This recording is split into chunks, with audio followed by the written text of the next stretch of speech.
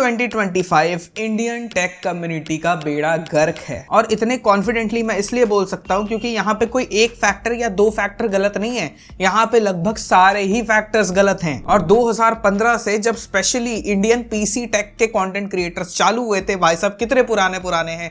Indian gamer के time से मैं देख रहा हूं भाई, वही ब्लू जैकेट वाले आईजी। और सिर्फ यही नहीं देखा है, नॉर्मल मोबाइल गेमिंग क्रिएटर्स को पीसी वाली कंपनी से स्पॉन्सर भी लेते हुए देखा है। अच्छे ऑनेस्ट रिव्यूअर्स को कंपनी से ब्लैकलिस्ट होते हुए भी देखा है, क्योंकि शायद वो अच्छी बातों के साथ साथ बुरी बातें भी कर देंगे। अपने इंसेंटिव्स या तो अपने प्रॉफिट के लिए किसी एक ऐसे प्रोडक्ट को ओवर हाइप करते हुए भी देखा है जो प्रोडक्ट असल में बिल्कुल ट्रैश है और तुम्हारे पैसे की बर्बादी है। और ये मेरी ऑब्जर्वेशंस हैं और इनको तुम भी जज कर सकते हो और अपने आप ही कमेंट सेक्शन में बता भी सकते हो कि मैं कितना सही हूं। और तब से लेके अभी ऑब्जर्व करने के बाद भी बहुत सारी चीजें सुधरी हैं, लेकिन बहुत सारी चीजें बद से बदतर हो चुकी हैं और उसी के बारे में आज हम लोग बात करने वाले हैं। लेकिन उससे पहले लेट्स अंडरस्टैंड कि किसी भी एक सोशल मीडिया से कनेक्टेड कम्युनिटी के लिए तीन मेन फैक्टर्स होते हैं और इंडियन पीसी, लैपटॉप या फिर टेक कम्युनिटी में भी यही तीन फैक्टर्स हैं। और इन्हीं तीन फैक्टर्स में क्या क्या गलत है उसके बारे में बारी बारी से बात करेंगे। सबसे पहला फैक्टर बीइंग द क्रिएटर। तो यार सोशल मीडिया में अगर तुम टेक को फॉलो कर रहे हो तो मोस्ट प्रोबेबली तुम्हारे कुछ फेवरेट क्रिएटर्स होंगे, कुछ अच्छे क्रिएटर्स होंगे, कुछ को तुम बुरा भी मानते होगे कि अब इतने ज्यादा क्रिएटर्स हैं कि तुम एक टॉपिक सर्च करते हो, इतने सारे वीडियोस आते हैं और उसमें से कौन सा बंदा मिसलीड कर रहा, कौन सा बंदा बायस रिव्यू कर रहा, इसके बारे में तुमको पता चल जाए ये भी बहुत मुश्किल है। और इसी चीज का क्रिएटर भी फायदा उठाते हैं कि अगर उनको थोड़े से ज्यादा पैसे मिल ही जा रहे हैं और थोड़े से बंदे इन्फ्लुएंस भी हो ही जा रहे हैं, तो why not get the extra money and say good things about a product, जिसमें हो सकता है कुछ बुराइयां भी हो जो कि कंपनी ने खुद मना करी हो बोलने से। फिर इसमें कोई शक की बात नहीं है कि पीसी बिल्डिंग कम्युनिटी में भी आधे से ज्यादा अब दुकानदार भरे पड़े हैं और इनके चक्कर में जो इंडिपेंडेंट रिव्यूअर्स हैं, जो कि असल में ऑनेस्ट रिव्यू के लिए तुम उनको जानते हो, उनको प्रोडक्ट ही नहीं मिल रहे हैं। क्योंकि जो बंदा क्रिएटर है और जो दुकानदार है, उन दोनों में सबसे प्राइम डिफरेंस ये रहेगा कि क्रिएटर को कुछ भी बेचने की जरूरत नहीं है। उसको जो भी सही लगेगा, अच्छा लगेगा, बुरा लगेगा, वो सब कुछ बोल सकता है, क्योंकि प्रोडक्ट के बारे में क्या अच्छा है और क्या बुरा है ये बताना उसकी रिस्पॉन्सिबिलिटी है। लेकिन क्या तुमको लगता है कि जो दुकानदार उसके ही दुकान में चीजें रखी हैं और उसके बारे में प्रमोशन कर रहा है या वीडियो बना रहा है या रिव्यू बना रहा है, उसके बारे में अगर वो नेगेटिव बात कर देगा तो क्या उसके प्रोडक्ट बिकने वाले हैं? इसको एक एग्जांपल से अगर समझे तो जो RTX 5060 Ti है 8GB वाला, वो कितना बेकार कार्ड है सबको पता है। लेकिन क्या कोई दुकानदार तुमको 5060 Ti 8GB लेने से मना करेगा? क्योंकि इसका मतलब होगा कि वो तुम्हारा भला करेगा और अपना लॉस काटेगा, जो कि एज अ बिजनेसमैन कोई नहीं करना चाहता। लेकिन यही चीज आजकल के इतने भीड़ भड़ाके वाले क्रिएटर स्पेस में तुम पता ही नहीं लगा पाओगे भाई कौन दुकानदार है, सामान बेच रहा है, कौन जेन्युइन रिव्यू कर रहा है। यहां तक कि अब ब्रांड्स तक ऑनेस्ट क्रिएटर्स को ब्लैकलिस्ट कर देते हैं सिर्फ इसीलिए क्योंकि वो शायद अच्छी चीजों के साथ साथ उस प्रोडक्ट में बुरी चीजें भी बोल देंगे, और अगर कोई चीज बकवास है तो उसको बकवास बोलने का वो दम रखते हैं। और थोड़ा सा तुम अगर अपनी आंखें खुली रखो तो तुमको साफ पता चल जाएगा कि भाई कौन से क्रिएटर्स खुद सामान खरीद रहे हैं, उनको खुद अच्छे से टेस्ट करके चीजें लाने में और बेंचमार्किंग करने में इतना टाइम लग जा रहा है कि तब तक उस प्रोडक्ट की हाइप ही चली जा रही है। और कुछ ऐसे क्रिएटर्स हैं जिनको भाई सामान 2 दिन 3 दिन लॉन्च के पहले ही मिल जा रहा है और उसके बाद डे 1 लॉन्च के दिन ही उनका वीडियो आ रहा है, जो कि अच्छे पैसे भी कमा रहा है, अच्छे व्यूज भी लेके आ रहा है, अच्छे इंप्रेशन भी लेके आ रहा है। फिर तुम देखोगे ऐसे दुकानदार क्रिएटर्स, लिटरली मैं उनको दुकानदार क्रिएटर्स ही बोलूंगा,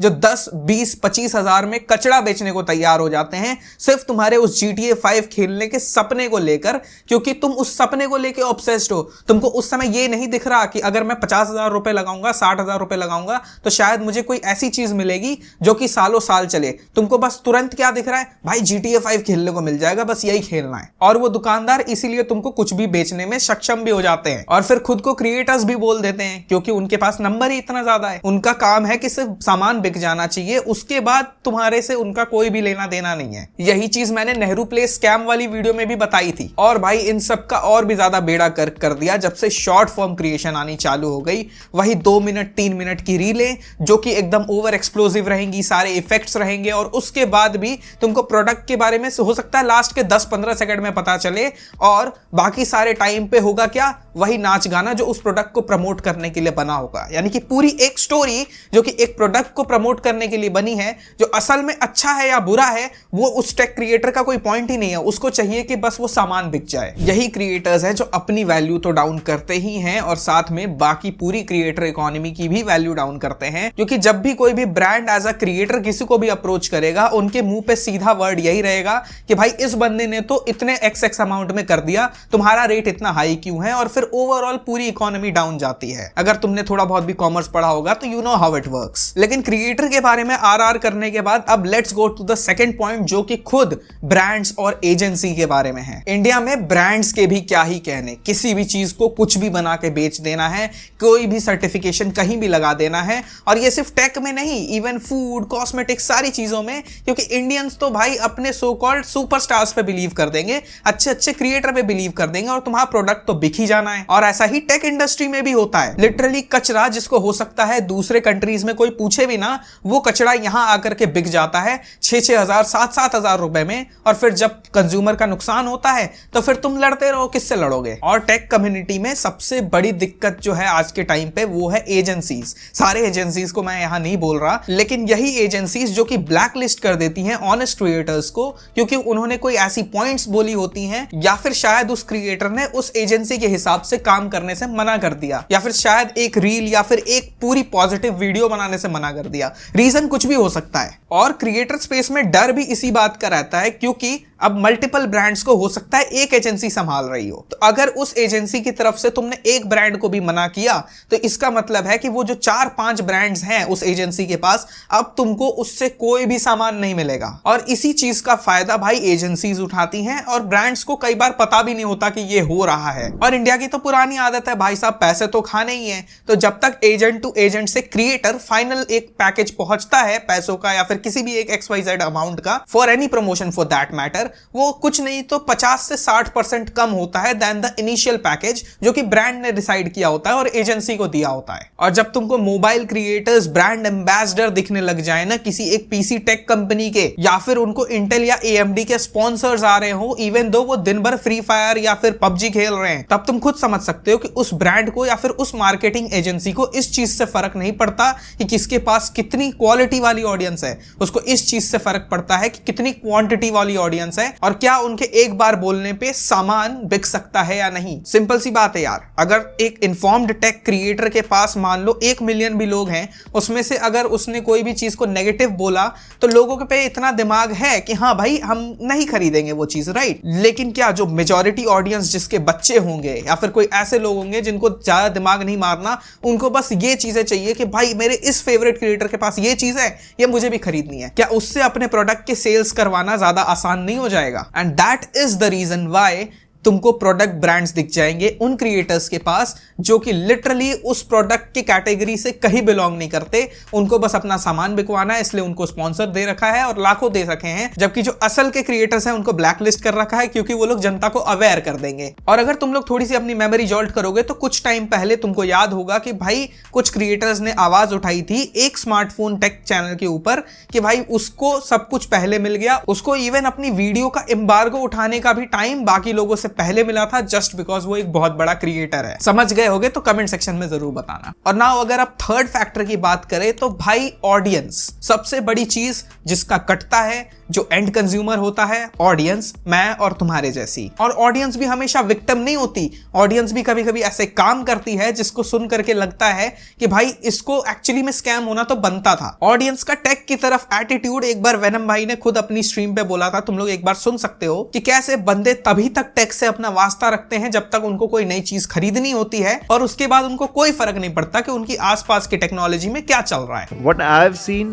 as a tech channel owner, India में most of the people are watching technology just to buy stuff, after that they leave it। उसमें क्या होता है ना, बस सिर्फ एक पर्टिकुलर पॉइंट के लिए ही वो चीजें समझ पाते हैं, उसके बाद उन्हें ऐसा लगता है ठीक। बढ़िया से बढ़िया टेक गीक जो बंदे बोलते हैं ना अपने आप को सो कॉल्ड टेक गीक, उनको भी बस इतना ही पता है कि i3 से बड़ा i5, i5 से बड़ा i7। अगर कोई आज के टाइम पे i3 बता रहा है इतने इतने प्राइस में तो वो बेफालतू की बातें कर रहा है, और अगर i7 i9 है तो भाई साहब क्या ही बात कर दी। उनको नहीं फर्क पड़ता उनके पास कौन सी जनरेशन है, उनको नहीं फर्क पड़ता कि उनकी फ्यूचर अपग्रेडेबिलिटी कितनी है, ये सब कुछ गया घास खाने के लिए। उनको जो पता है वही सही है, और अगर कोई दूसरा उनको थोड़ा करेक्ट करने का ट्राई भी कर दे तो यार गालियां तो इंडिया में सबको ही आती है। और इस हद तक अनअवेयरनेस है ना पूरे इंडियन ऑडियंस में कि भाई एक बार जो चीज देख ली ना गलत होते हुए, उसको वो लोग दोबारा कभी चेक ही नहीं करेंगे। फॉर एग्जाम्पल, तुमने अभी भी देखा होगा लेनोवो लॉक में मदरबोर्ड का इशू आया था जो कि 3 से 4 महीने में सॉर्ट हो गया था, लेकिन अभी तक लोगों को ऐसा लगता है कि भाई नहीं, लेनोवो का लैपटॉप हम नहीं खरीदेंगे क्योंकि उसके मदरबोर्ड डेड हो जाते हैं। गीगाबाइट को अभी तक इसीलिए तोड़ते हैं कि भाई उसकी पावर सप्लाई फट जाती है। फट जाती थी, क्या अभी भी फटती है? उस चीज के बारे में लेना देना ही नहीं है भाई, फटती थी हमको नहीं लेना। असूस की सर्विस सेंटर की सर्विस खराब है इसलिए हम असूस का लैपटॉप नहीं खरीदेंगे। एसर बिल्ड क्वालिटी कम देता है इसलिए उसका लैपटॉप नहीं खरीदेंगे। तो भाई बचा क्या? और इस तरह से जो भी लोग बिहेव करते हैं उनका सिंपल रीजन यही है, उन पे अभी पैसे नहीं है, वो अभी नहीं खरीदने वाले, क्योंकि जब जिसके पास पैसे होते हैं वो उस टाइम पे सबसे बेस्ट चीज देखता है। जो ऑडियंस बेफालतू में अपना दिमाग दौड़ाती है और ओवर थिंक करती है, उनके पास अभी रियलिटी यही है कि पैसे ही नहीं है खरीदने के लिए। और इसीलिए जब भी कोई मेरे डिस्कॉर्ड पे भी ऐसी चीजें पूछता है तो मेरा सबसे पहला क्वेश्चन यही होता है कि वो जो पीसी बिल्ड है या फिर वो जो स्मार्टफोन है या फिर कोई भी एसेसरी है, क्या उसको वो अभी चाहिए या फिर वो जो सामान 2-4 साल बाद लेगा उस चीज के लिए अभी से परेशान है, जबकि अभी उसके बारे में सोचना कोई सेंस भी नहीं बना रहा। ऐसा ही तुमको कंसोल की ऑडियंस भी देखने को मिल जाएगी। भाई PS4 तो यार पुराना हो गया, नहीं लूंगा। PS5 तो अब 5 साल पुराना हो गया यार, अब तो PS6 आएगा तो ही लूंगा। और फिर ऐसे लोग ही गोस्ट ऑफ योटे जैसे मास्टरपीस को जब एक्सपीरियंस नहीं कर पाते तो रोते हैं कि भाई हमने तो सोचा था कि यार अब PS6 ही लेंगे। कोई नहीं भाई, पीसी पे कब आ रहा ये बता दे। इंडियन ऑडियंस के पास जो है और जो वो अफोर्ड कर सकते हैं उस चीज में वो कभी खुश नहीं होने वाले। लेकिन फिर यहीं पे वो क्रिएटर्स आ जाते हैं जो तुमको मैनिपुलेट करने वाले हैं। मेरे जैसे लोग, तुम्हारे जैसे लोग जो थोड़ा बहुत नॉलेज रखते हैं, वो किसी भी बंदे को ये बताएंगे कि भाई 20-30 हजार में पीसी बनाने से अच्छा है थोड़ा और सेव कर लो और उसके बाद बनाना। और यहीं पे वो क्रिएटर्स आ जाएंगे जो भाई ठीक है GTA 5 खेलना है, हाँ चल जाएगा, ये लो 10,000 का पीसी। कितने टाइम चलेगा, उसमें क्या क्या लगा हुआ है, क्या शेल्फ लाइफ है, क्या पुराने पार्ट्स हैं, सेकेंड हैंड पार्ट्स हैं, फ्यूचर में क्या अपग्रेडेबिलिटी है, कुछ नहीं पता। बस एक सपना और उसके ऊपर 10-20 हजार रुपए का चूना तुमको लग चुका है, जो कि हो सकता है 6-7 महीने बाद खराब हो जाए और फिर वो दुकानदार भी अपने हाथ खड़े कर देगा। और उस टाइम की जो फीलिंग होती है ना भाई ठगने वाली, उसको मैं भी जानता हूं, कुछ बंदों से मैं मिला हूं वो भी जानते हैं कि भाई उन्होंने हाइप में शौक में आके बहुत सारी ऐसी चीजें ली हैं जस्ट बिकॉज उन्होंने क्रिएटर की बात मान ली या फिर खुद से रिसर्च नहीं करी, या फिर उनको लगा कि भाई उनका फेवरेट क्रिएटर थोड़ी उनसे झूठ बोल देगा या उनका ट्रस्टेड दुकानदार थोड़ी उनको कोई चूना लगा देगा। और उसके बाद उनको जो कटाई हुई है उनकी, बेसिकली उनका कट चुका है। ठीक है, ये तो बात उनकी हो गई जिनको कुछ खरीदना है या फिर वो पीसी बिल्ड के थ्रू स्कैम हो गए फिर गाली दे रहे हैं। वो नॉर्मल इंडियन ऑडियंस भी कुछ धुली हुई नहीं है, उनको अपने से ज्यादा उस बंदे से फर्क पड़ रहा है जिसने एक पेड रिव्यू किया है। पेड रिव्यू और बायस्ड रिव्यू को एक ही बना रखा है।